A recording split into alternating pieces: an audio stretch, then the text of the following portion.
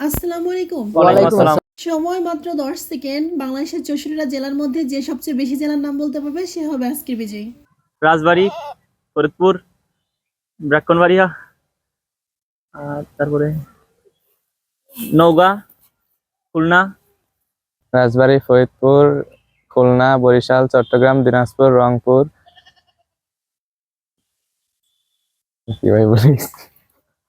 রাজবাড়ী, শরীয়তপুর, মাদারীপুর, গোপালগঞ্জ, ফরিদপুর, মাগুরা, যশোর, উম, ব্রাহ্মণবাড়িয়া, নওগাঁ, খুলনা, কক্সবাজার। রাজবাড়ী, ফরিদপুর, বরিশাল, চট্টগ্রাম, খুলনা, সোনাকান্দ আর আর নাই। বিজয়ী রিফাতের জন্য করতালি। ভাইয়া এটা আমার পক্ষ থেকে নেন। ধন্যবাদ।